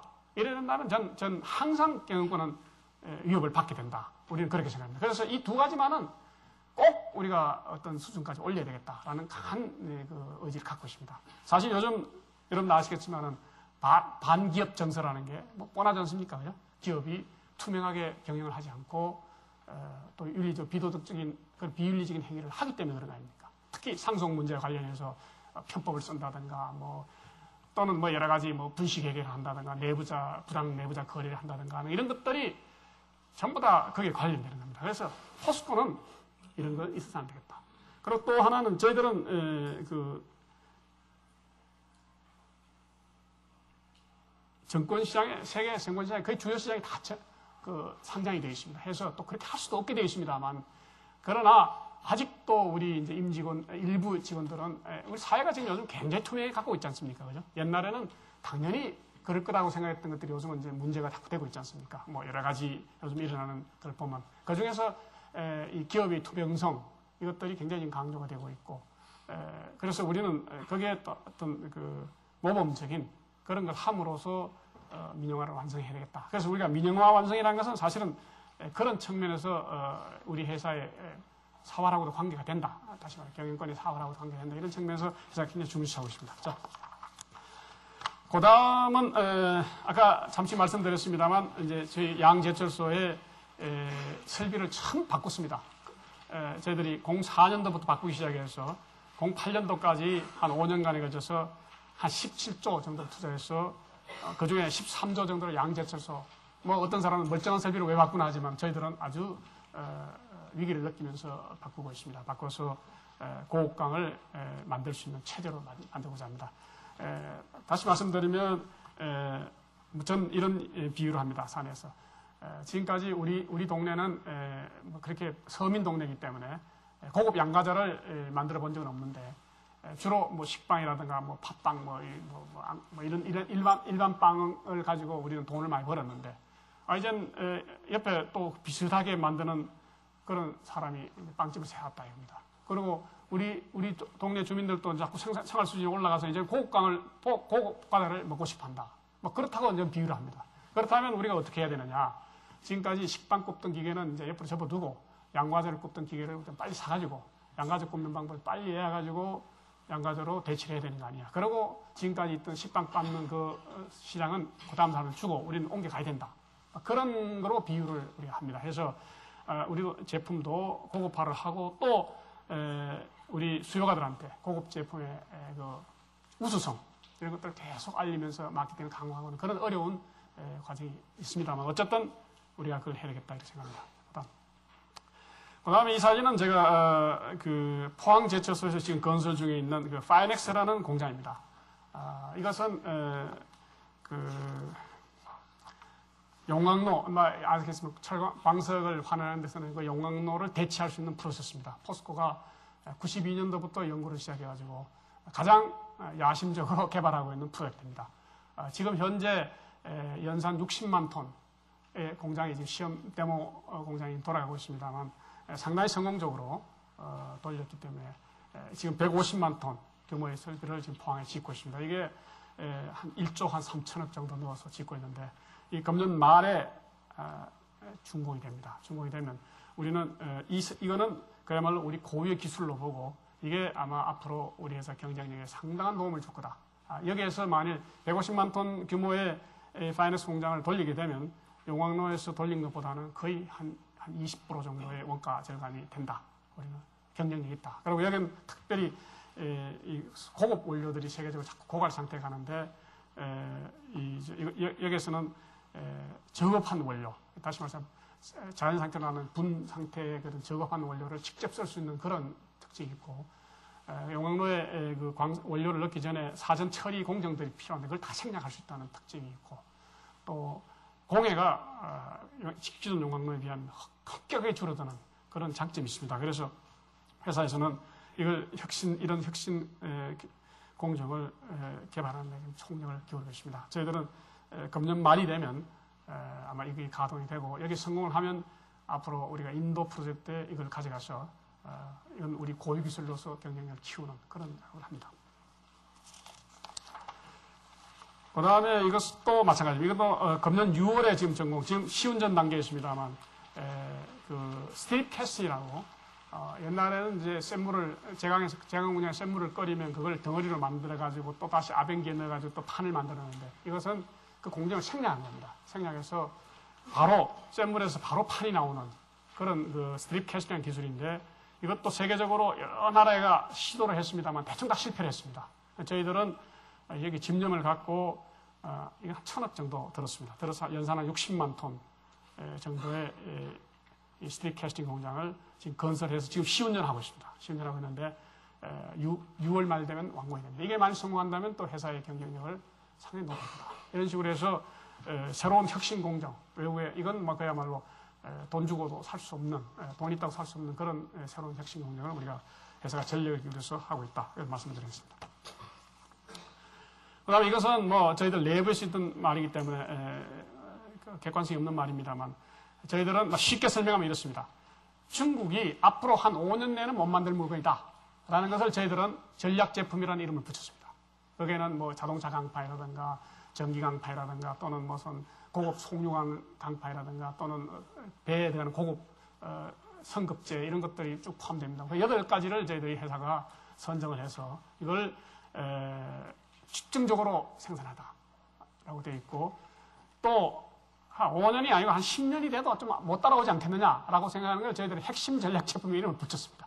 사실은 중국을 겨냥한 겁니다. 그래서 앞으로 10년간은 못 따라오겠지라고 생각하는 것이 핵심 전략인데 그걸 작년 같으면 저희들이 전략 제품을 한 반 정도를 만들었고 반은 일반 펌용광을 만들었고 반은 좀 고급광을 만들었다 이렇게 보면 됩니다. 그리고 이 핵심 전략 한 13% 정도 만들었습니다만 이걸 08년도가 되면 한 80%, 한 34% 만들어서 중국하고는 제품의 차별화를 해나가겠다. 이게 뭐 전략입니다. 그래서 매년 계획을 세워서 이걸 꼭 지켜나간다. 그래서 모든 역량을 지금 여기에 집중을 하고 있습니다. 그 다음에는 이제 아까 인도 프로젝트 잠시 말했습니다만 저희들이 인도라면 중국하고는 견줄만 합니다. 다시 말씀드리면 인도는 석탄, 철광석이 중국보다도 뭐 못지 않습니다. 인건비도 중국보다도 뭐 쌉니다. 모든 조건이 시장이 아직도 중국만큼 크지는 않습니다만 잠재적으로 시장이 굉장히 인구가 뭐 거의 11억 정도 되니까 중국에 육박합니다. 인도 사람 만났더니만 그러더라고요.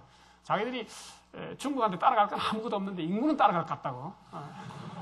아마 인구는 아마 몇 년, 한 10년 이내로 충분히 따라간다. 그런 얘기하면 그만큼 인구가 많습니다. 그리고 경제 성장도 지금은 중국 못지않게, 뭐 중국은 중국보다 못합니다. 상당한 속도로 하고 있기 때문에 저희들이 사실 중국에 진출하는 게 조금 늦었습니다. 늦었기 때문에 오히려 이제 인도는 좀 선점해야겠다 해서 그동안에 인도 정부하고 많은 그걸 했는데 최종적으로 작년에 우리가 합의한 것이 연산 1200만 톤 제철소, 광양 제철소 비슷한 크기입니다. 초기에. 그걸 인도에 진짜 그 그림이 있습니다만 그 오리사라는 주에 그 칼카타에서 밑으로 한 300km 정도 떨어졌습니다. 해변에 짓고 거기에 오리사에 짓게 된 이유는 오리사가 세계적인 철광석 산지입니다. 철광석이 엄청나게 고급 철광이 많습니다. 그래서 거기에 1200만 톤 제철소가 30년간 쓸 수 있는 광석을 저희들이 확보를 했습니다. 우리가 너 마음대로 개발해 써라. 그러니까 거기서 우리가 계산해 보니까 거기서 개발하면 톤당 한 광석이 한 3불. 지금 시세는 지금 한 50불 가까이 되거든요. 그러니까 거기서 많이 하게 된다면 중국하고 경쟁해도 동남아 시장이나 이런 데서 중국하고 한판 붙을 만하다. 그런 생각을 하고 거기에 생산기지를 제철소하고 항만등 부대 설비, 그러니까 철광산 개발을 포함해서 저희들이 한 120억 불 정도를 투입해서 인도에 이 프로젝트만 성공한다면 세계에서 유일합니다. 해외에 가서 이런 신규 프로젝트를 120불짜리 프로젝트 한다는 역사상에 동서고금이 없었습니다. 이런 것을 우리가 하겠다고 생각하고 1단계는 그중에 1단계를 3단계 나누는데 1단계는 400만 톤으로 하고 아까 말씀드린 그 파이낸스 공법을 거기에 도입하겠다. 그래서 2010년 말까지는 1단계를 가동시키겠다는 것이 저희들의 계획입니다. 그 다음에 이제 아까 제가 투명 경영을 얘기했습니다만 민영화의 완성이라고 얘기했습니다만 이것은 설명이 참 상당히 어렵습니다만 설명 안 할 수도 없고 해서 제가 좀 하겠습니다. 사실 이 철강사라 일반 제철이라는 게요, 물론 뭐 꿀뚝 산업의 대명사입니다. 대명사인데 이 일반 제철소를 돌린다는 게 글쎄 제가 이런 말하면 좀 오해받기 쉽습니다만 상당히 어렵습니다. 왜 그러냐면 옛날에 저희들이 그 신입사원 때나 젊었을 때는 한 제철소가 300만 톤 그 이상 넘어가면 못 돌린다 그랬습니다. 규모가 너무 커서.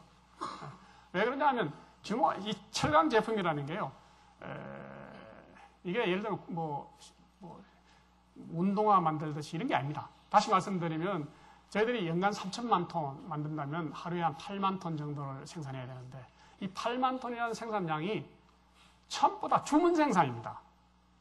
그러니까 계획 생산이 있고 주문 생산. 계획 생산이라는 것은 이제 그냥 우리 스펙대로 사양대로 만들어 가지고 시장에 파는 것이 계획 생산이라고 한다면 우리가 만드는 이 쇠는 거의 100%가 주문 생산입니다. 주문자가 딸려야 됩니다. 근데 주문하는 사람들이 크게 주문 안 하죠. 각자에 의해서 뭐 10톤도 주문하고 뭐 20톤도 주문하고 어떤 데는 5톤도 주문하고 이런 거 아니겠습니까?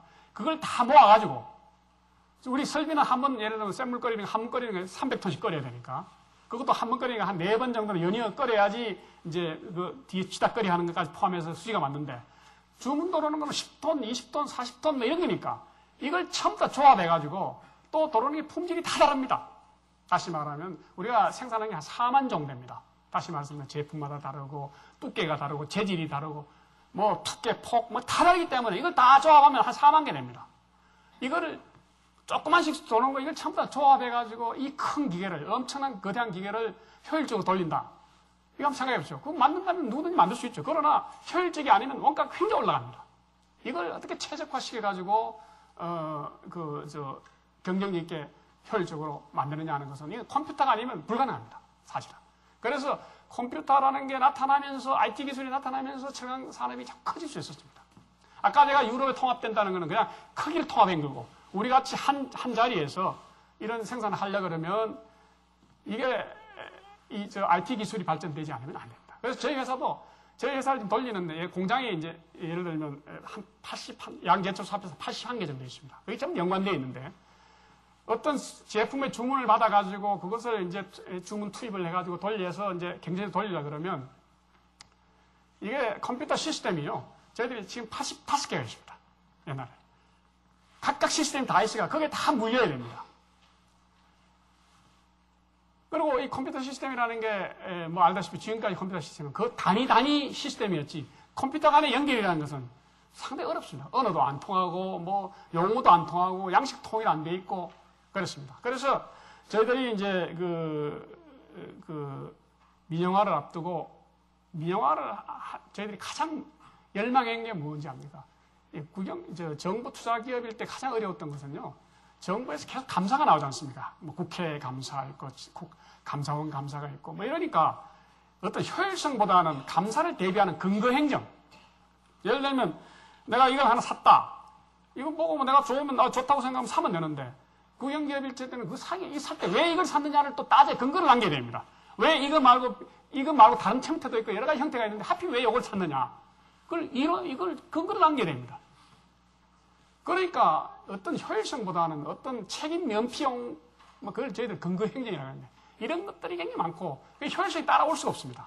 그래서 저희들이 이 글로벌 경쟁을 하려고 그러면 이게 국영기업체 형태로서는, 정부 투자기업 형태로서는 도저히 우리가 안 된다라고 생각했고, 이게 효율성을 높이고 또 요즘 말하는 고객 중심의 체제로 경영을 끌고 간다든가, 스피드 경영을 해야 된다든가, 이렇게 하려고 그러면 이게 국영으로는 도저히 안 된다라고 해서 저희들이 집요하게 민영화를 우리가 이제 주장해왔고, 그게 지난번 이제 김대중 대통령 계실 때 이제 우리가 민영화를 했습니다만, 그걸 달성하려고 그러면 아까 말씀드렸듯이 이제 회사의 모든 그런 업무 프로세스라든가 이런 것들이 바뀌어야 됩니다. 그래서 저희들은 사실은 99년도부터니까 민영화 하기 전부터 이 회사에 있는 모든 프로세스를 이제 고객 중심으로 개편하고 효율 높게 하고, 또 아까 말씀드렸듯이 그렇게 하려고 보니 어디서 걸리느냐 하면 이 전선 프로에서 걸립니다.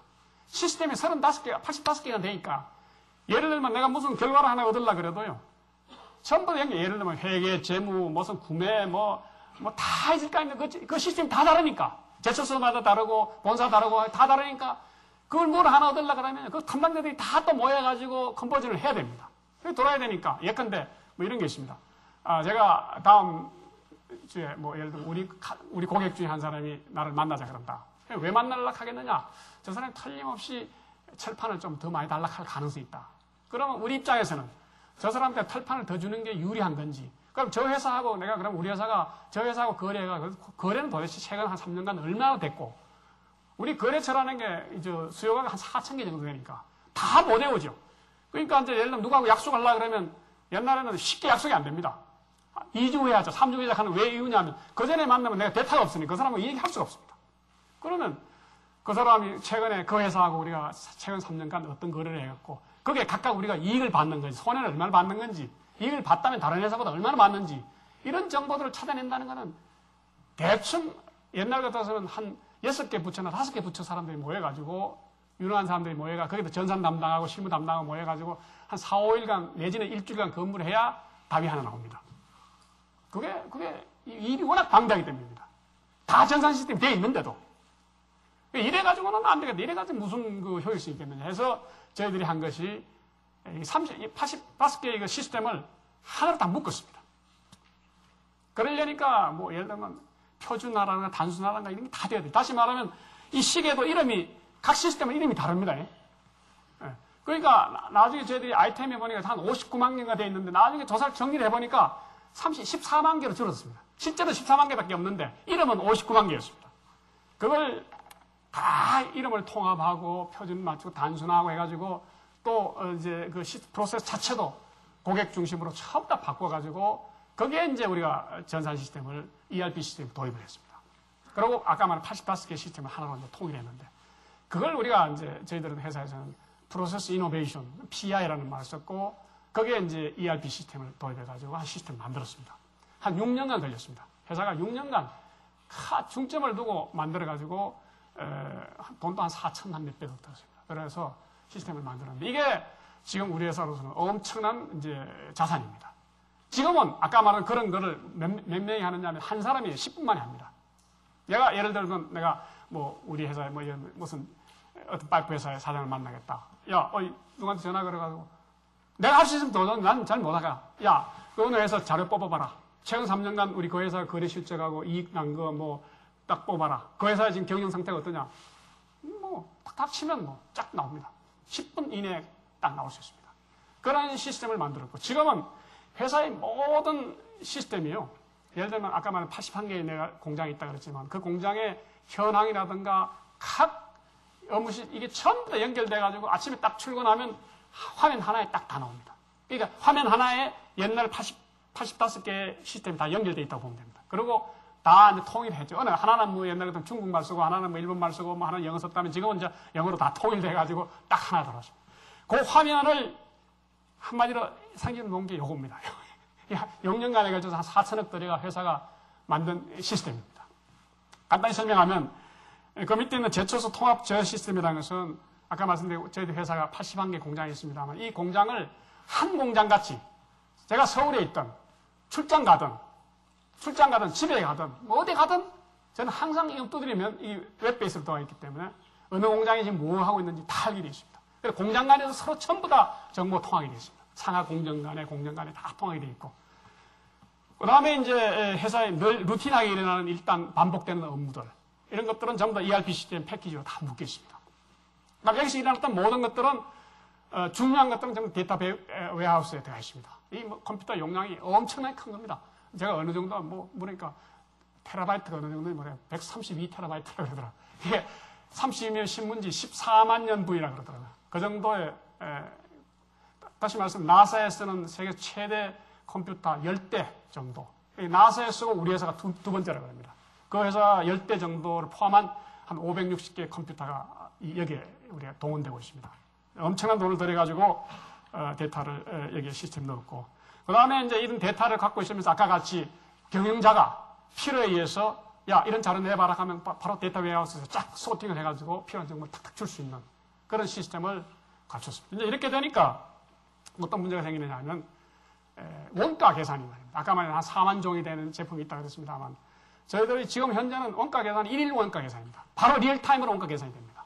그리고 월 생산의 결산이 한 달 지나면 그 다음날 11시간 딱 지나고 나서 11시간 되면 결산이 나옵니다. 그러니까 경영 판단이 굉장히 빠르게 되면 스피드하게 일어날 수 있습니다. 다시 말해서 보통 회사는요 한 달간 예를 들면 그 다음 달 한 중순 때까지는 그 전 달 실적을 잘 모릅니다.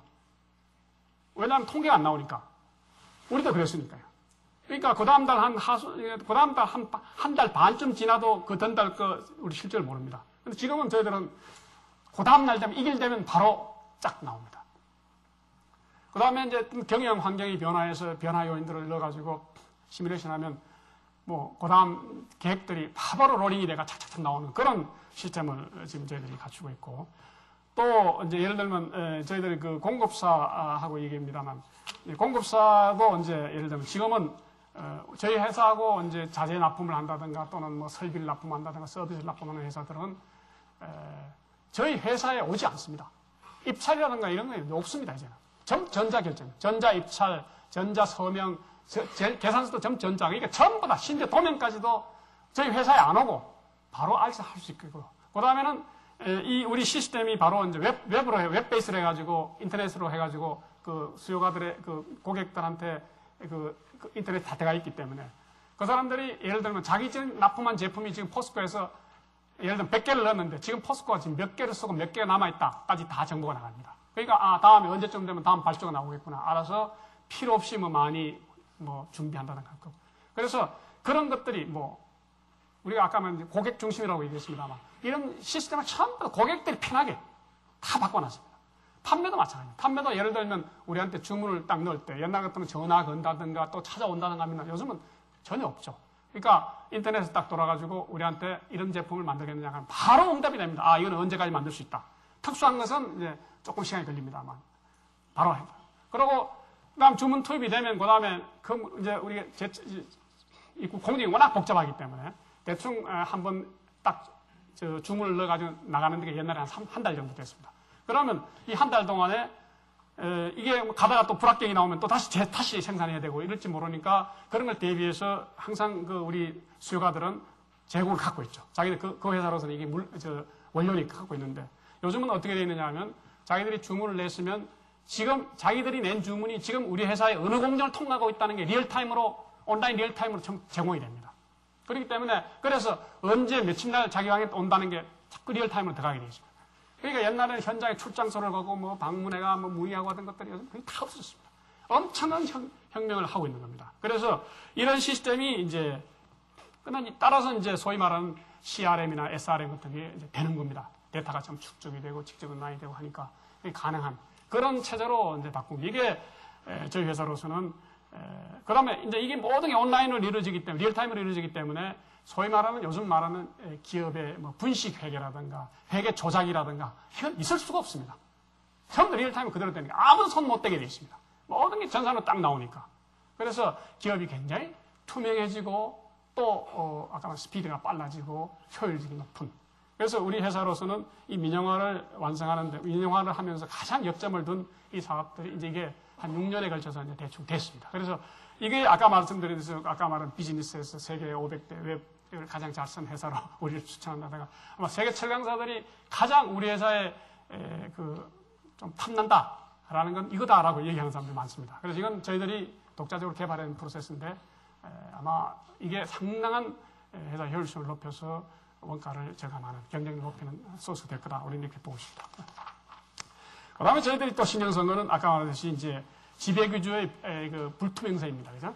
이것을 우리가 명확해야 되겠다 해서 저희들은 2000년 저희들 10월에 민영화가 되었습니다만 그동안의 지배구조를 쭉 개선해 왔습니다. 해와서 지금은 이런 형태가 되어 있습니다. 쉽게 설명을 드리면 이렇습니다. 저희 회사는 이제 주주총회가 있고 거의 이사회라는 게 있습니다만 이사회를 사회이사를 더 많이 뒀습니다. 15명 중에 9명, 3분의 1을 사회이사를 두고 사내이사는 확 줄였습니다. 그러니까 사회이사들이 이사회를 주도하도록 그렇게 만들었습니다. 그리고 회사의 회장하고 CEO하고 이사회 회장을 완전히 분리를 시켜서 이사회 회장은 사회이사들이 하도록 그렇게 했고 그 다음에 전문위원회를 둬서 회사의 의사결정이라든가 업무 집행 현황, 그 다음 경영 성과 이런 것들은 전문위원이 다 체크하도록 감사위원회에서 회계 감사 처음 체크하도록 해서 누가 봐도 투명하게 한다. 우리는 숨기는 게 전혀 없다. 라는 것을 명확하게 해서 이사회 규정을 다 고치고 심지어 내부거래위원회 같은 데도 그렇고 감사위원회 같은 이거에는 사내이사가 한 사람도 없습니다. 저는 사회이사들만으로 구성된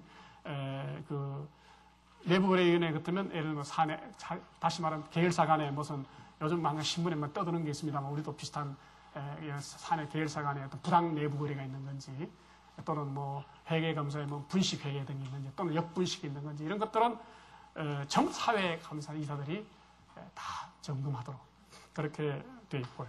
그래서 이 지배 구조를 아주 투명하게 저희 제도적으로 만들었다고 생각합니다. 아마 이렇게 정재영 우리 부총장님도 우리 사회이사를 하셨습니다. 아마 더 잘 알 겁니다. 저희 포스코가 어떻게 운영하고 있는지. 그래서 우리 회사는 이제 88년도에 상장이 됐습니다만 94년도에 이제 뉴욕에 상장을 했고 95년도에 런던, 작년에 저희들이 도쿄 시장에 증시해서 세계 주요 증권 시장에 전부 다 상장을 했습니다. 이 상장을 했다는 것은 어떤 의미를 갖느냐 하면요. 상장을 하고 나면 굉장히 귀찮습니다. 그래서 요즘 또 우리 실무자들은 괜히 상장했다. 자료를 요구를 엄청나게 합니다. 그러니까 투자가들이 뭐 이런 자료 내라 저런 자료 내라 투명하지 않으면 이 상향 못합니다. 계속 거짓말 시킬 수 없지 않습니까? 그러니까 우리는 투명하기 때문에 그러니까 우리 회사는 이렇게 투명하게 한다는 것을 상징적으로 귀찮지만은 하기 위해서 세계 3대 정보시장에 좀 상장했습니다. 아마 동경이나 이런 데는 아마 국내에서 동경은 저희들이 처음입니다. 처음이고 해외도 아마 그렇게 상장 큰 우리 기업들이 상장 별로 안 하고 있을 거예요. 우리는 하나의 투명성을 객관적으로 입증하기 위해서 세 군데 다 하고 있습니다. 자, 제 얘기가 끝날 때가 됐네요. 그래서 저희들은 물론 이제 기업이 뭐 존재 가치라는 게 기업이라는 게 이익을 창출하는 거 아닙니까, 그죠? 이익을 창출하는 기업의 목적인데 이익을 창출해서 종업원들 또 대우도 잘 해주고 또 투자가들한테 배당도 많이 하고 또 물론 고객들한테는 양질의 제품을 경쟁력 가격으로 공급해야 되고 그런 과정에서 이익이 나면 이제 관련자들 주주들이나 또는 무슨 다 이익도 배분하고 이렇게 해야 되는데 그건 당연하죠. 그리고 또 이익이 나면 세금도 내고 또 회사가 성장하면서 일자리를 창출해서 하는 거. 이게 이제 우리 소위 말해서 기업들의 본연의 할 일이죠, 그죠? 세금도 내고 뭐 고용도 창출하고 또는 뭐 주주들 배당도 하고 이런 겁니다만 회사는 이것만 가지고는 안 된다. 다시 말씀드리면 이런 기업 활동을 하는 과정에서 어떤 공해를 일으킨다든가 사회에 유해한 물질을 만일 발생시킨다면 그것도 철저히 막아야 되고 거기에 들은 비용 이건 당연히 원가에 계산돼가 그건 당연히 하는 전제에서 이익이 나야지 이익은 내고 또 환경 문제는 또 별도 문제다 이렇게 해서는 회사가 지속 성장할 수 없다 이렇게 보고 있고 또 아까 말씀드린 기업 활동이 투명하고 사회 기업 윤리하고 통해야 될 뿐만 아니고 또 관련자들하고의 동반 성장 이런 것들도 같이 하고 또 이익이 나면 기부도 하고 봉사도 하고 하는 이런 활동이 다 균형 있게 이루어져야만이 기업이 지속 성장할 수 있다라는 것을 우리는 굳게 믿고 있습니다. 그래서 그런 방향으로 회사는 계속 해나가겠다 이런 생각을 하고 있습니다. 제가 너무 회사 자랑만 했습니다만 제 얘기는 이거로 끝내겠습니다.